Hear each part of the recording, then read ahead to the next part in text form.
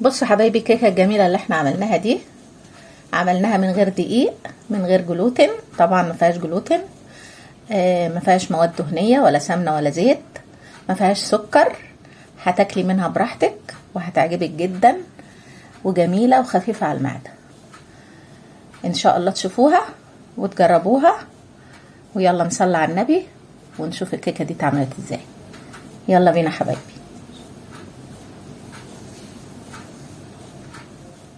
السلام عليكم ورحمه الله وبركاته. اهلا بيكم حبايبي في معلومه مفيده مع نانا. ازيكم حبايبي؟ عاملين ايه؟ يا رب تكونوا بخير وانتوا بتشوفوا الفيديو.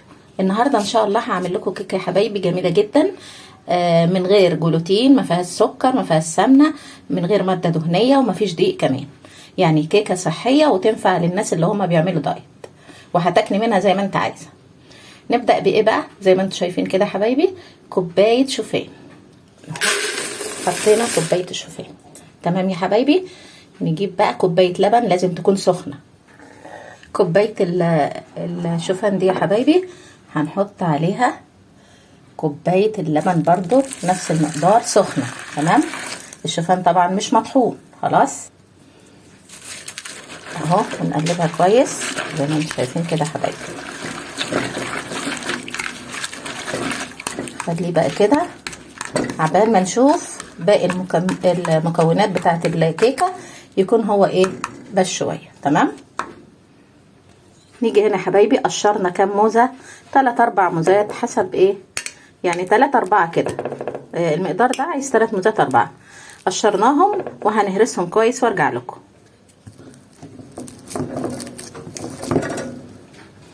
اهو يا حبايبي هرسنا الموز بالطريقه اللي انتوا شايفينها دي. تمام. ننزل عليه بقى ب2 بيضه، عدد 2 بيضه. ادي اول بيضه وادي تاني بيضه يا حبايبي. يبقى ال3-4 موزات حطينا عليهم بيضتين، ونعملهم كويس. بس نحط رشه فانيليا. نحط يا حبايبي رشه فانيليا كده صغننه على البيض. تمام. ونقلب البيض مع الفانيليا مع الموز، نقلبهم كويس جدا.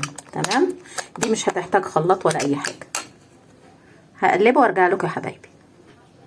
قلبناه يا حبايبي كويس. طبعا الموز ده هيغنينا عن السكر، وطبعا الموز برضو في الدايت يعني صحي وجميل، فواكه. تمام. قلبنا كده البيض مع الموز يا حبايبي والفانيليا. نحط 2 معلقة كاكاو. ادي اول معلقه وادي تاني معلقه. نقلب بقى الكاكاو مع البيض كويس جدا.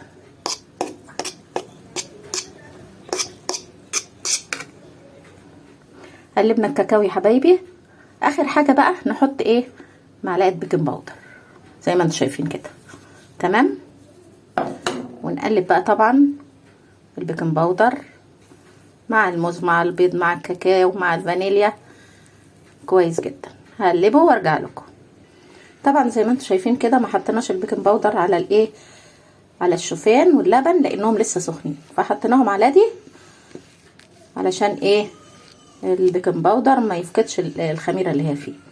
نيجي بقى يا حبايبي بعد ما قلبنا ده كويس كده اهو، نشوف اللبن اللي محطوط في الشوفان عمل ايه. هنا بقى يا حبايبي شوفوا الشوفان، تحس ان داب. نقلب فيه شويه كده اهو، واخدين بالكم؟ هنقلب كويس علشان تحس ان هو ايه، اللبن السخن خلاه ايه، بس شويه. تمام. هنقلب كويس كده. قلبنا اهو. الشوفان تحس ان ايه، ممكن يتاكل كده، لبن بشوفان صحي وجميل، بقى لين كده وجميل. نضيف بقى الايه، المكونات اللي احنا عملناها السايله على اللبن والشوفان. بسم الله الرحمن الرحيم.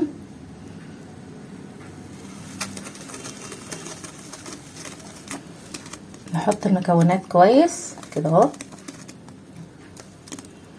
ونقلبها كويس يا حبايبي. كيكه جميله وصحيه. الشوفان مع اللبن مع البيض. شوفوا تحس ان الشوفان ايه، مبقاش خالص اهو، طري، مش زي ما كنت حاطاه. هقلبها وارجع لكم. اهو يا حبايبي قلبناها كويس. المقادير دي مظبوطه جدا، يعني لو عايزه تضاعفي الكميه حطي كوبايتين لبن، كوبايتين شوفان ما تطحنوهوش علشان اللبن هيبوشه وبيبقى طعمه جميل قوي في الاكل.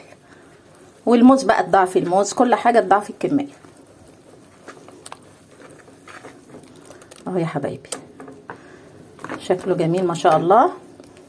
كيكه صحيه عن تجربه هتعجبكم جدا. يلا بقى نحطها في صينيه مدهونه سمنه، ماده دهنيه كده. الصينيه دي دهنينها زبده ونحط فيها الخليط اللي احنا عملناه. نحط الخليط الجميل ده الصحي المفيد. اهي حطيناها اهي يا حبايبي. كيكه جميله صحيه من غير جلوتين، من غير مواد دهنيه، من غير سمنه، ما فيهاش اي حاجه ولا دقيق ولا سكر. يعني هتاكلي منها مع كوبايه شاي، مع كوبايه لبن، اي حاجه صحيه وجميله، حلوه للكل وحلوه للدايت. نحطها بقى ان شاء الله كده في الفرن وايه نشوفها مع بعض لما تطلع. بصوا يا حبايبي ما شاء الله الكيكه طلعت من الفرن واختبرناها بخله، روعه وجميله وطريه وتستاهل التجربه، لانها طبعا صحيه وبدون دهون ولا سكر ولا جليتو ولا اللي هو جلوتين، فتحسي انها صحيه وجميله جدا. بصوا حبايبي بقى قطعناها وحطيناها في طبق، جميله جدا والسمك بتاعها معقول جدا. اتمنى تجربوا الكيكه الجميله دي اللي من غير حاجات دهنيه، ماده دهنيه وجلوتين وسكر وصحيه جدا، تستاهل التجربه. والسلام عليكم ورحمه الله وبركاته.